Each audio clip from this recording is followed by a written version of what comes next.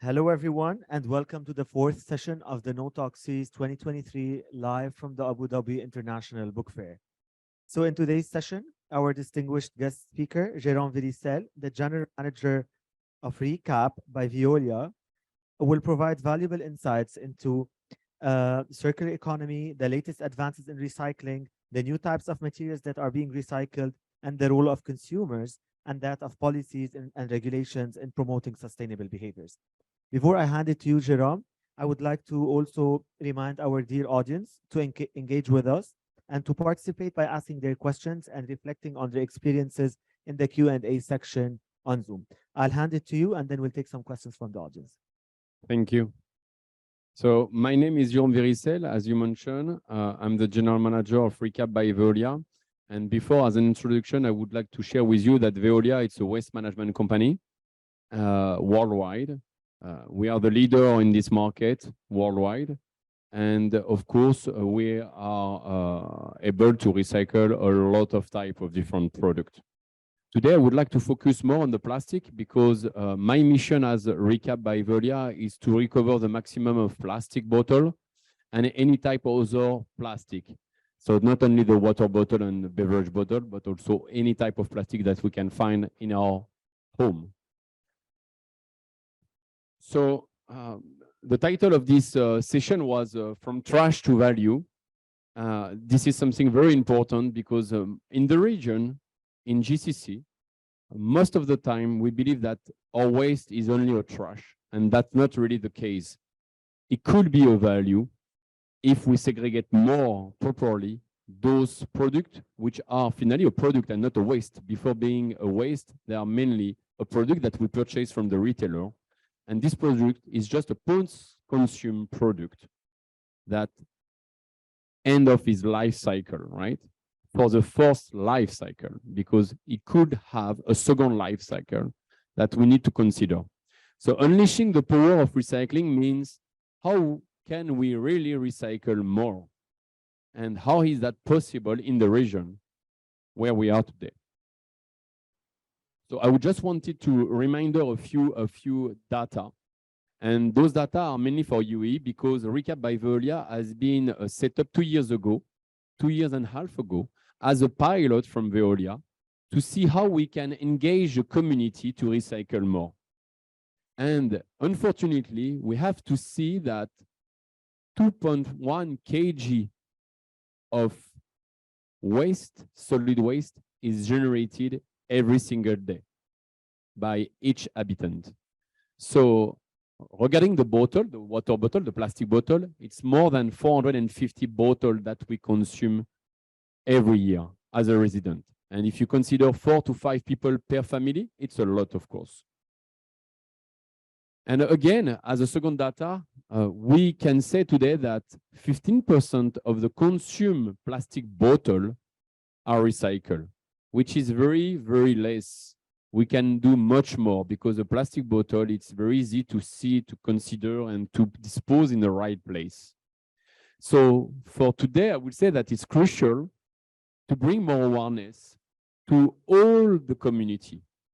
So ourselves as individuals, at home, with our family, with our kids, but also in other situations, like at work, at school, and in any other occasion, for instance, when we practice sport. So that's super important to make people aware that it's possible to recycle. It's not so difficult. Why? Because we need to improve the segregation at source to make sure that we can access to a feedstock of recyclable, this material, who is finally a material that we can recover. And by doing this segregation, we will increase the collection rate. And by definition, then we have an opportunity to close the loop, to have a circularity. And of course, in UAE, for instance, I'm here since 10 years. I heard that we want to recycle more. The objective of the government is to divert 75% of waste from the landfill. But this starts with what we have very close to our hand. When you are in the kitchen, when you are in the bathroom, when you are in the pantry, you have so many packaging that you can recover. Plastic is not alone. We have also beverage carton, paper carton, cardboard, metal tins, for example, aluminum cans, all of that can be easily recycled. So why do we have to recycle? First, for energy saving. That's very, very important to know that when we recycle a material, this is require less energy than a virgin product that we need to produce. Then the second reason is simple. We have to conserve our resources of the earth. So by extracting from the earth all this raw material and not recovering it, recycling it, we will at one point have no more resources. So it's important to create a circularity. And of course, pollution. Why pollution? Because depending on the country, and if we are talking about the region, most of the country in GCC manage the waste with landfill. So landfill means that you drop all the waste in one location. And unfortunately, you could have some leakage of different chemical products and also gases, which can pollute the environment, the ground, the soil. Saying that, what are finally the challenge to recycle more, to create a circular economy, to close the loop? First of all, in all the region, there are a lot of effort to do in terms of regulation. And the government is the decision maker for that. So implementing policies to make sure that we can transition to a circular economy is essential. This is the plan of the UAE, because some policies has been set up currently, recently, few months ago. So these policies will enable all the waste management companies, but not only, the entire stakeholder working around the production of packaging, selling those packaging, consuming the packaging, collecting the packaging when the product is ending up in the bin, and of course, the recyclers. So all those industry doing the recycling process and the production of new products, thanks to the first post-consumer material that has been recovered, can be possible only if there are some regulation. The second challenge that we are facing is to make sure that the population is aware, as I mentioned before. And that's a big challenge. That's the starting point for me. And with the regulation, with people aware that it's important to recycle, a third essential challenge is to set up an EPR, Extended Producer Responsibility, to address all the challenges in one unified manner among all the stakeholders. It means that all the people that I mentioned before have to work together. And an EPR is not a tax. An EPR is a system enabling to generate a bit of cash flow to support the initiative that we have in each and every country to recycle more. And to recycle more, it means first to collect more in a proper manner. So as I mentioned, for example, in UAE, this slide is a slide to illustrate that in UAE, in July 22, 22 new policies has been approved by the Ministry of Environment. First, to develop standards to define how to use recycled plastic content, especially when we want to upcycle this material to produce new resin, for instance.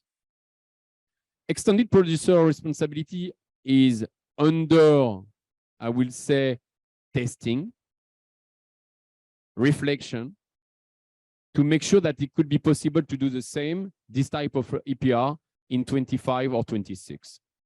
Source segregation is essential as a new regulation to make sure that a proper waste management system is in place to segregate more for everyone, and not as it is today. In most of the region, you will find one bin in front of your house. And of course, in your apartment, a single bin as well. The segregation can happen, but you are not aware. You don't see it, so you don't trust it. So when we are talking about regulation around source segregation, it means how we can recycle all together and trust the system as well. And in between countries, or for the Emirates, in between each Emirates, to make sure that the regulation that we have for the transportation of material exists to facilitate the recycling of the material. For instance, I collect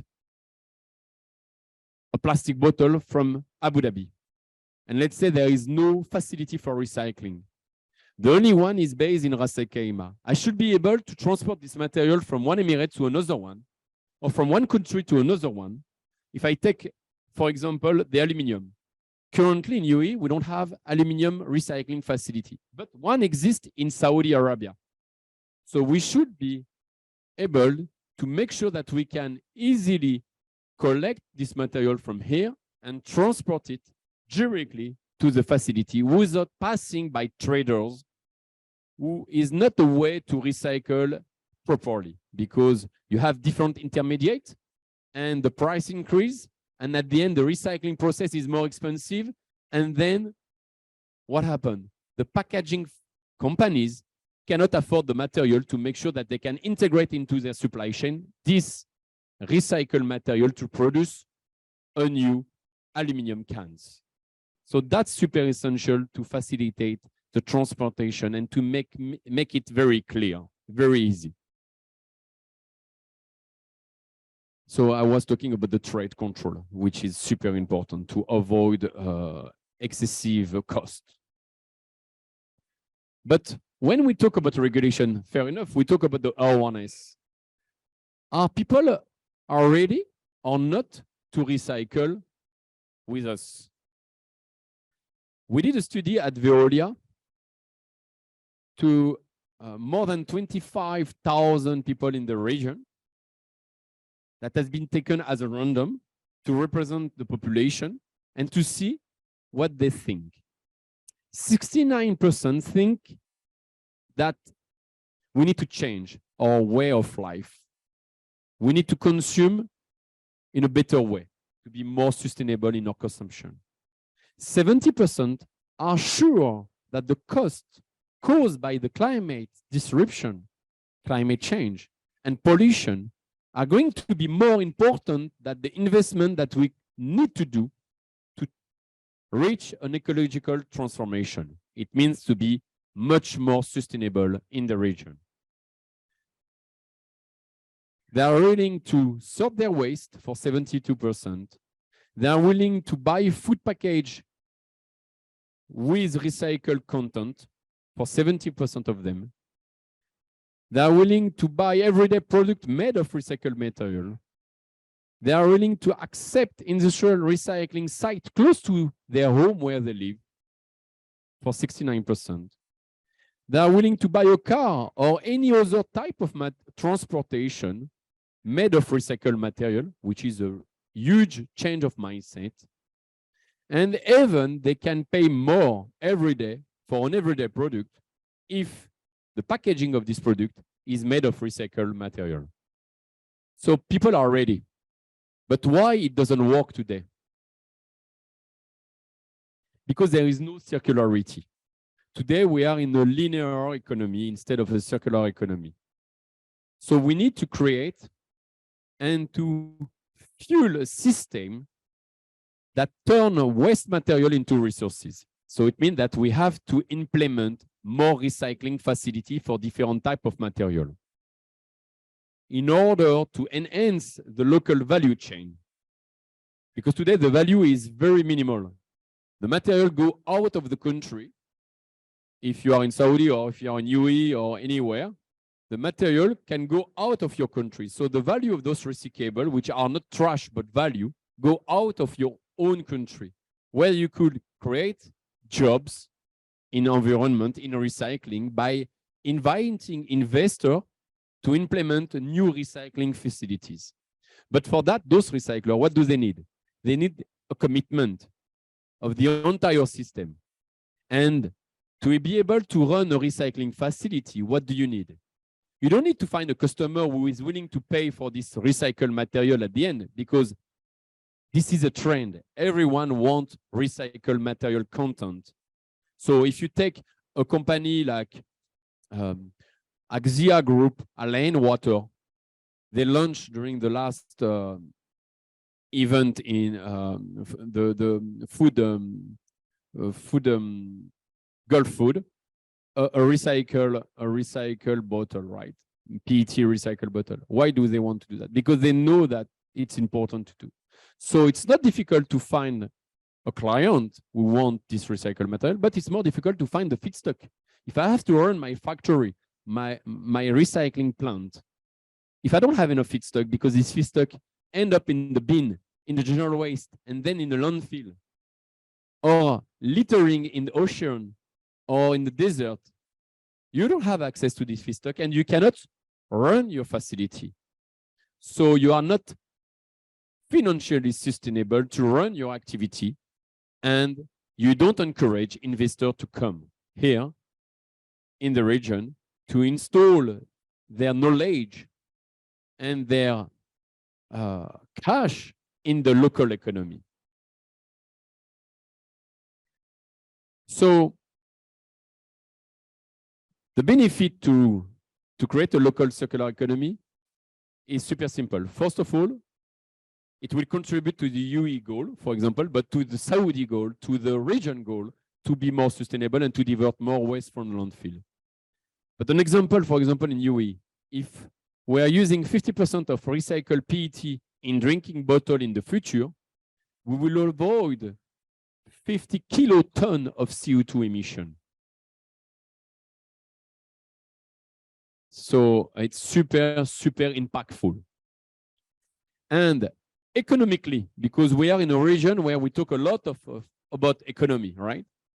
It's 1.2 billion dirham per year of potential value that we can create in the Emirates, for instance. So recycling, upcycling is super important for the plastic, which is one of the major product that is not properly recycled today. What to do if we need feedstock? We need to make sure that the regulation will be changed, and this is the case, but to encourage investors to come and to make sure that we can easily recycle any type of material, not only plastic, we need to encourage people to recycle more.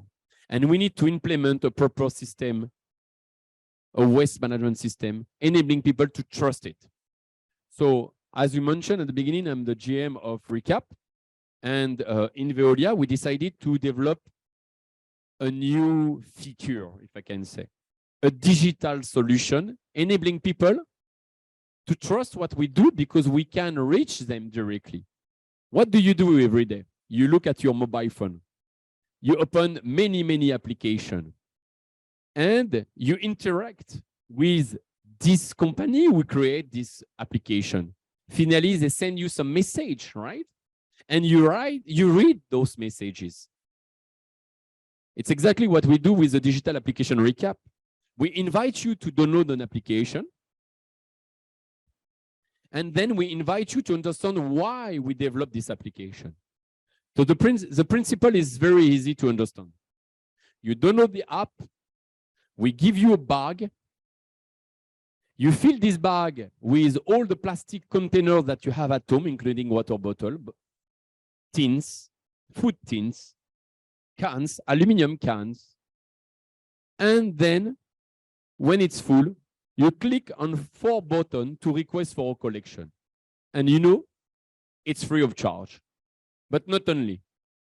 We want to incentivize the population. We want to make sure that they trust what we do. Why they do that for free? Because we need to have enough feedstock to work for the future. It means to implement a recycling facility of plastic bottle. So if we give you this opportunity to recycle at home for free, and if we incentivize you to save money when you save planet, you will do it. So 2 years ago, when we launched this application, we were maybe 100 people downloading it.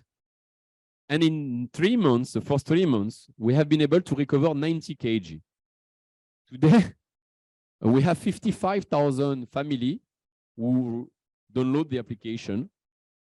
We collect 17 tons of plastic bottle and cans every week, with 2,800 collections a week. We have been endorsed by the government, the Ministry of Environment and Climate Change.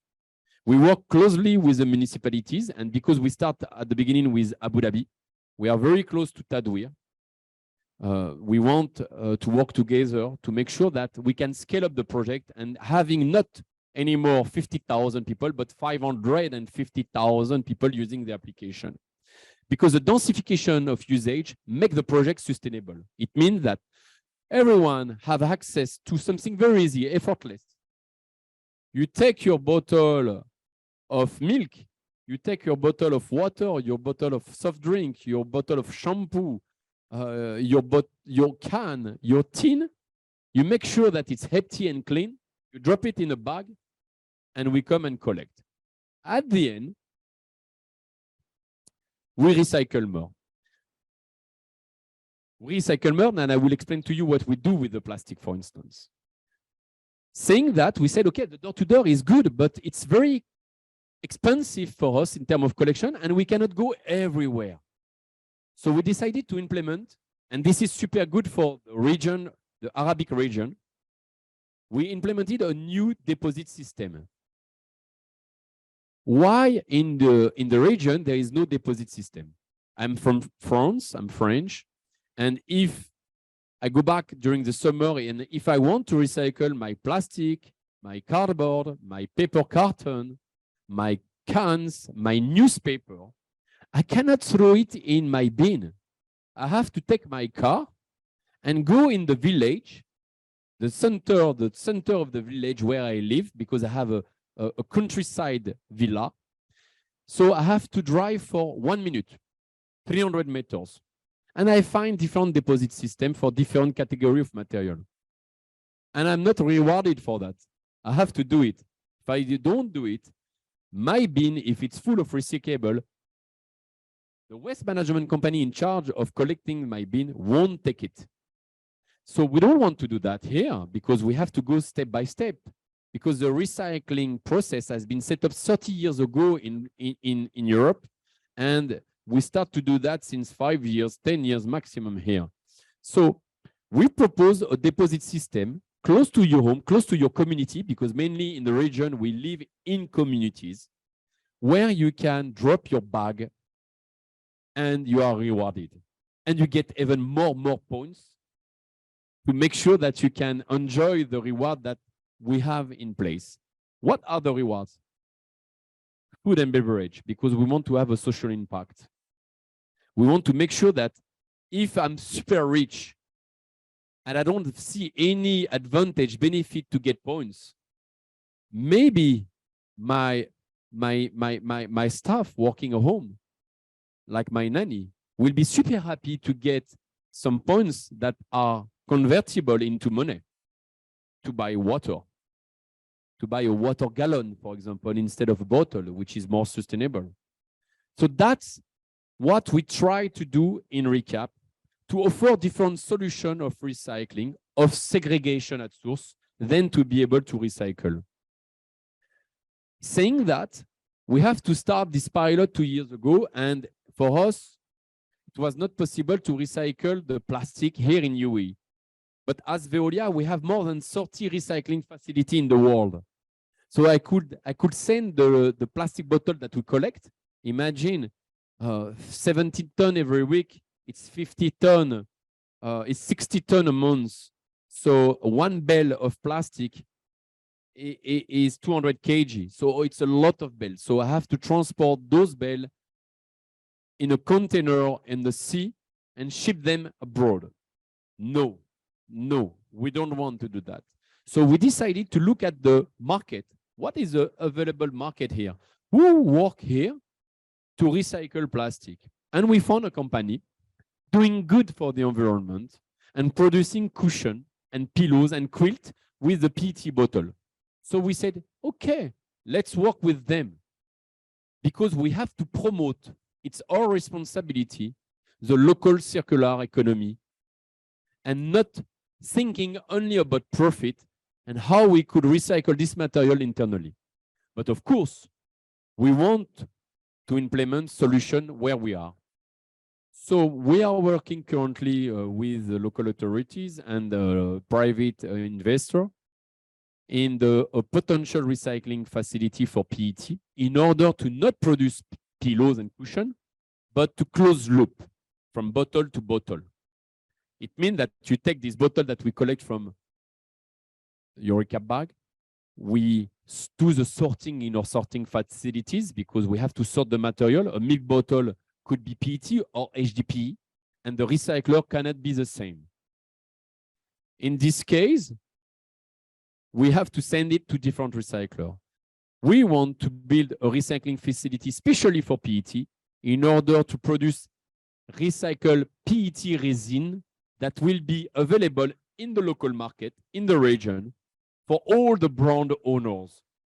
I'm talking about Alain, My Dubai, Pepsi, Coca-Cola, Oasis, all those brands that need recycled PET resin in order to produce a new bottle that consumer will find on the retail shop, on the stores, and be able to buy it. And why they will buy it? Because it's made of recycled material. And as I said at the beginning, they are even willing to pay a little bit more for that. So we have been able to create a full circular economy. And I wanted today to share what is a circular economy.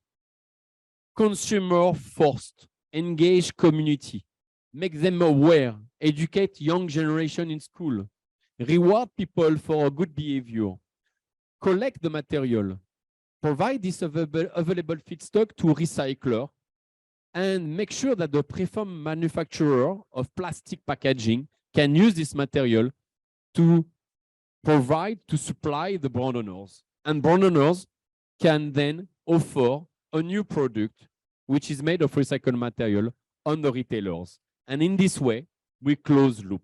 But of course, at the middle of this circular economy ecosystem, you need to have the government engaged. So this is what we try to do as Veolia, as RECAPP by Veolia. In conclusion, unleashing the power of recycling is only possible with a proper waste management system, which is not the case today. So yes, downcycling exists, recycling exists, upcycling exists. We have a lot of startups coming here in the region, having a big interest in recycling towards environment to make the future better for the young generation. So they are super unleashed with more awareness campaign, with educational program, with a lot of innovation, digitalization, artificial intelligence, and very sophisticated waste system, waste management system. But at the end, recycling is only possible if all of us, we make an effort to segregate more at source. And if it's not maximized, it needs to be optimized. Feedstock of clean, recyclable material is essential for recycler. Don't ask a recycler to recycle if the segregation is not in place. So this is my message for today. To unleash the power of recycling, we need first to be aware that it's important to recycle, and we need all together to segregate more at source, at home, at workplace, at sport, when you practice your sport, to make sure that the bottle of, or the plastic, or the cans, or any recyclable is not on the ground, but in a proper disposal box or bin. Thank you. Thank you so much for this journey, Jérôme. I think our dear audience have seen. Let me just share again maybe the QR code for those who would like to scan it and possibly download the app, right? Yeah. This is the Yeah, exactly. This is the yeah. So we would encourage you to scan this if you're in Abu Dhabi, right? Abu Dhabi and Dubai, If you're because we also launch in Dubai the same service, and it's available in most of the location in Dubai and Abu Dhabi, and we hope to do the same in other Emirates with the support of the government, of course. perfect. So we encourage you to scan this barcode and download the app and maybe be active agents in your communities, right? And support the mission of Voila. Yeah. So I have tons of questions in the chat box. Okay. So the first question has to do with, you've mentioned regulations, but then moved to incentives, right? So you said like in the Arab region, we are lagging behind in terms of, recycling, environment, and climate change and so on. But how could these incentives catch up with, the high income, such high income countries in the region? So the incentives, could it cope with the high income levels in this region? So the incentive is the first step. What we do, it's something that is not in Europe. Incentivizing people to get rewards because they recycle, it's not normal actually. We do that because we have to make them aware, educate them, and also it's good for the social impact that we could have. But the normal system is an EPR where you have a small amount paid by the end user when they buy any type of packaging in order to support the initiative that are launched by the government or supported by the government or by the private sector to collect more. So an EPR is to make sure that the producer takes his responsibility. And the incentive is a complementary service of an EPR, because it depends on the maturity of the country where you are. And in some country, like in Germany, for example, or in Sweden, in Norway, you have to recycle. If you don't do that, you can even get a fine as an end user. But the proper system that you can find in some country, like in South Korea, in Canada, you have a deposit return system.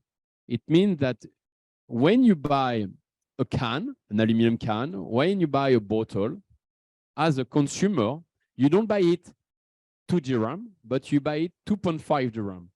And you have 50 fills that you can get back if you return this can or this bottle.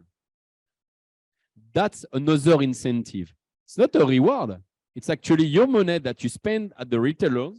And if you want to get it back, you have to make this effort to find a deposit system in place close to your home, of course, because you cannot have one, but you need to have 500 or 1,000 in your country to make sure that it's accessible. And then you get this return, this money back to you. So this is another type of incentive. Yeah, so here we're compensating, for the cost to the environment, right? Yeah. Yeah. And of course, by doing that, you have all the time some people who are not using the system, and you have a remaining balance of cash that is used especially to develop more deposit system, to make the system more performant. Perfect. So I have a question, two questions actually on awareness. The first one has to do with education. So what's the role of education awareness, especially for students at schools, and how could they nurture it at very early ages? And the second one has to do with rural areas. So for those who are living in rural areas, in North Africa specifically, the question is coming from North Africa, on how could they replicate such projects at smaller scale maybe, but possibly to drive impact? Yeah. There's different solutions. So for the first question regarding the education, for example, what we decided to do is to support Dubai municipality, but also Environment Agency Abu Dhabi. They launch some educational program, but they need people, experts, to talk to the student.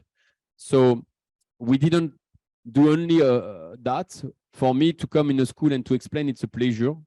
To explain them why it's important to recycle, it's also a way to explain them why I'm doing this job, why they could understand that it could be a job for the future for them also to work in the environment.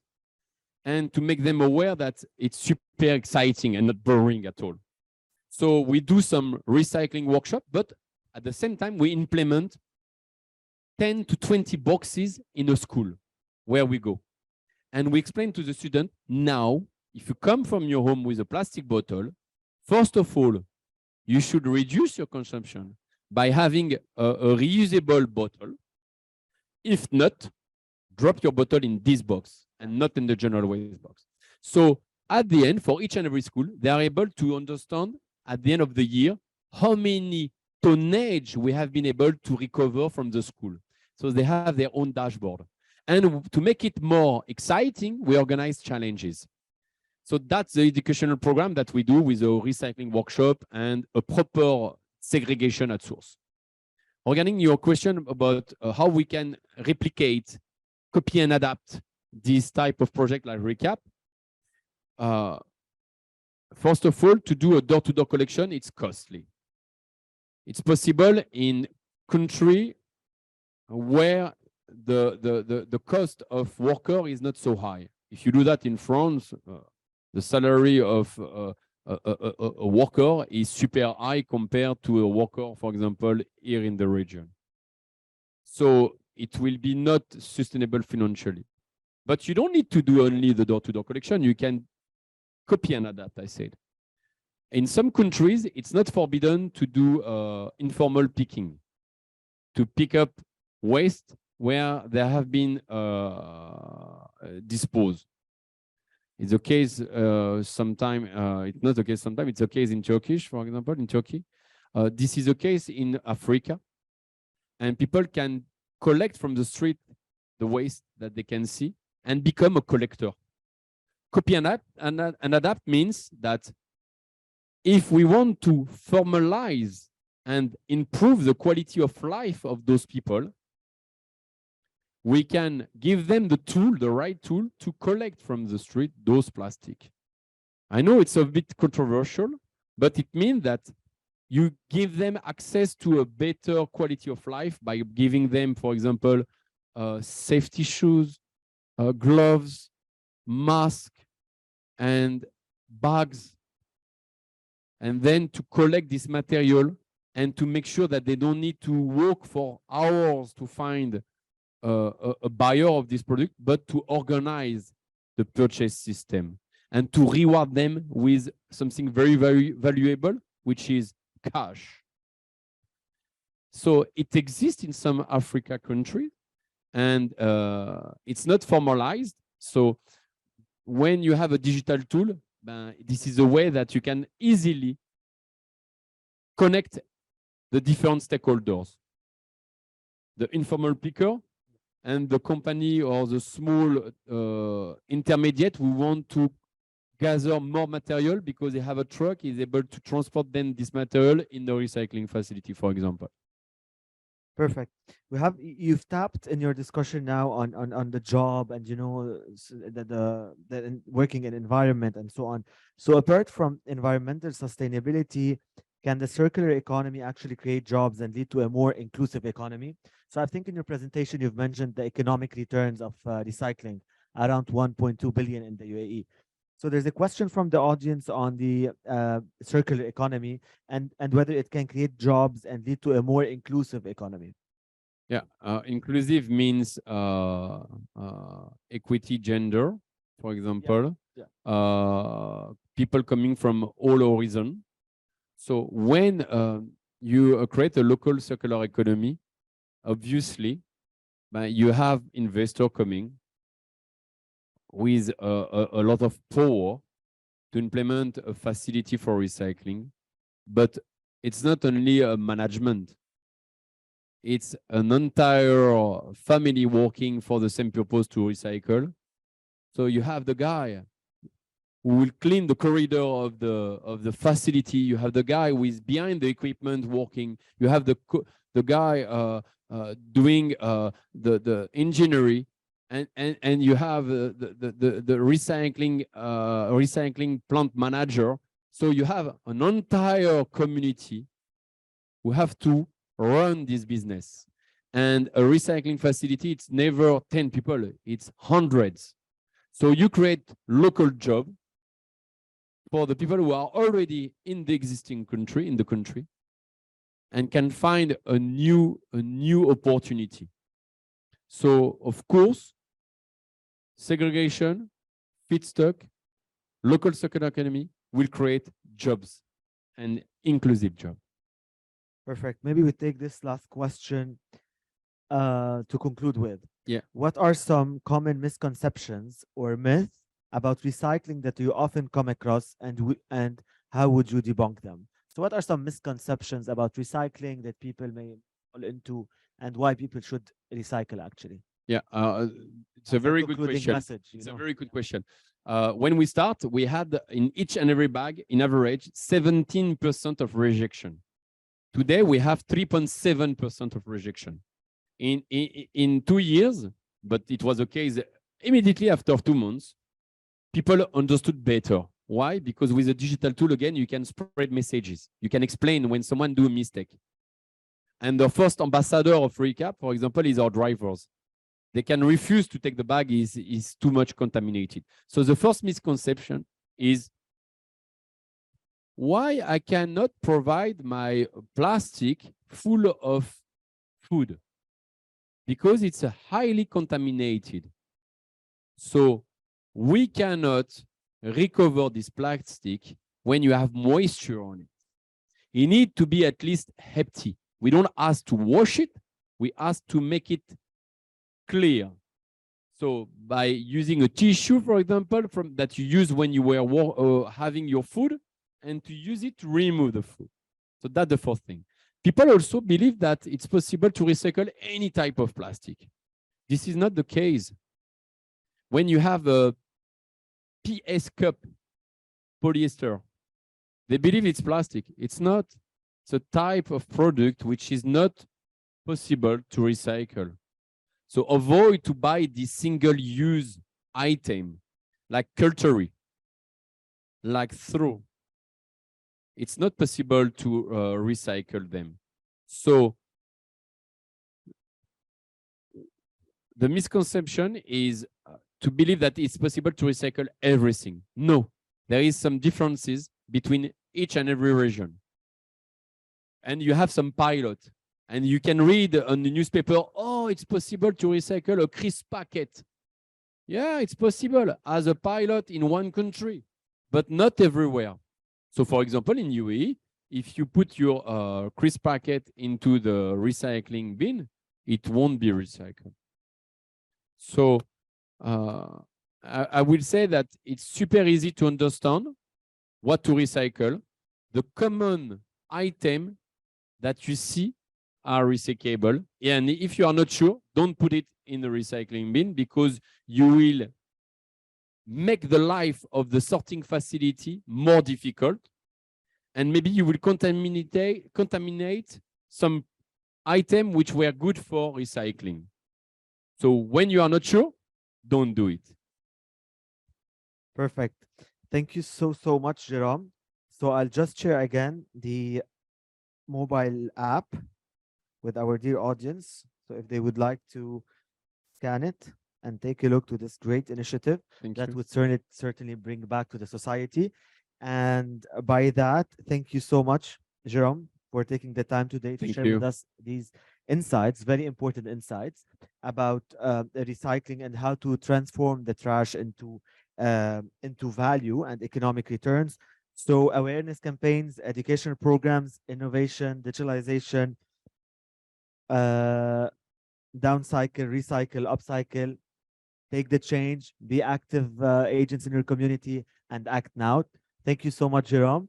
And for our dear audience, stay tuned for the fifth session, actually, tomorrow with Shailendra Kaushik, who is the co-founder of Cities Forum, to discuss more about how to join forces for a more sustainable world. Thank you and see you soon. Bye.